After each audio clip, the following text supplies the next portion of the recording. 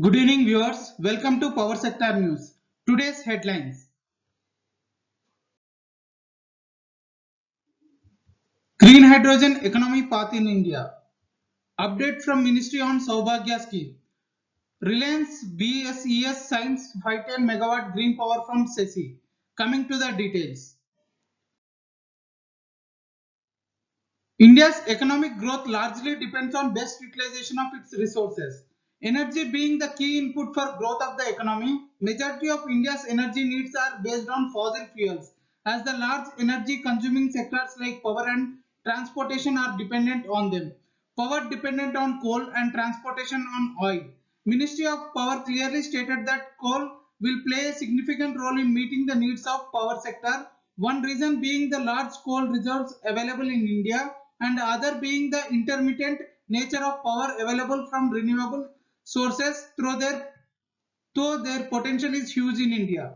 Transportation sector is completely dependent on oil and the switch to electricity has just begun. Switching from fossil fuel based economy to others will have serious impact on economic growth. But India is committed to reduce its dependency on fossil fuel for its energy needs. So a balance need to be drawn for energy transition through identification of new energy resources, cleaner technologies and innovative ways without affecting the economic growth. Green hydrogen, if produced in an economical way, can be one of the possible solutions to meet the energy needs of the country. There are few priorities that need to be met to pave a way for a green hydrogen. First, green hydrogen production would need strategic priorities which is purely technical. Research to develop membrane technology and other critical minerals like iridium used in electrolysis process and manufacture them in India. Second, research and development on green hydrogen will require collaborations. Pooling resources can accelerate the process and test technologies in market that will drive demand. India should consider sponsoring a global green hydrogen alliance along with other leading hydrogen countries as multi-country, multi-institutional network to assess, develop and design affordable green hydrogen technologies that can be deployed at scale. Third, policy must nudge end-use sectors on green hydrogen.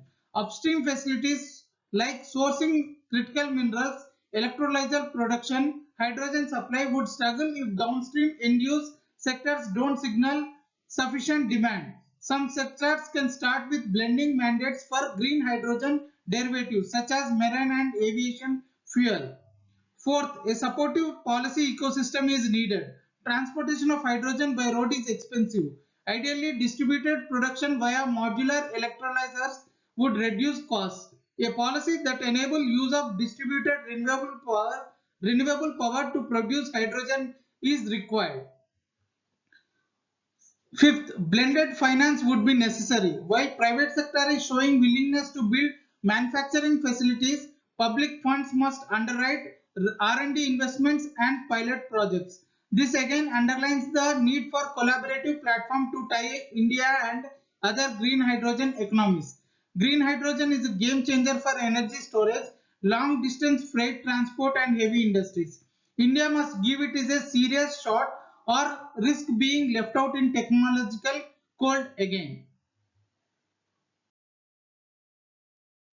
Government of India launched Pradhan Mantri Sahaj Bijli Har Ghar Yojana Saubhagya in October 2017 with the objective to achieve universal household electrification for providing electricity connections to all willing unelectrified households in rural areas and all willing power households in urban areas in the country by March 2019. A total of 2.817 crore households have been electrified since the launch of Saubhagya up to March 31st, 2021.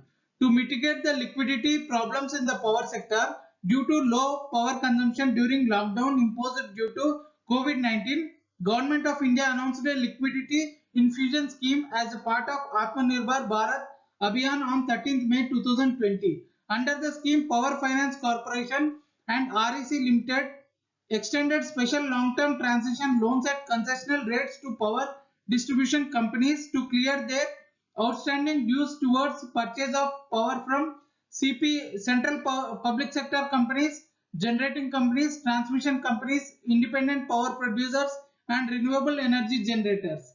REC and PFC has sanctioned 1,35,537 crore and disbursed 79,678 crore respectively to states under liquidity infusion scheme.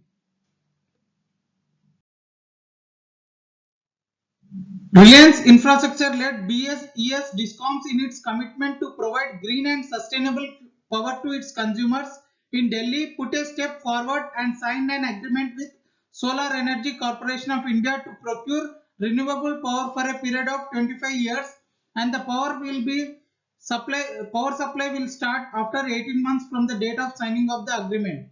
The total quantum to be procured is 510 megawatt, of which 300 megawatt is from solar and 210 megawatt is from hybrid, a mix of solar and wind power injected at a common point. The process of power procured are also very economical in the current market.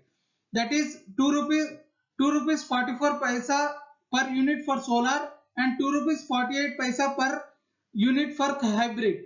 One of the biggest advantages of hybrid power is optimum cost utilization of power evacuation network and loading of transmission lines, as solar power is primarily a day phenomenon and the wind is available round the clock.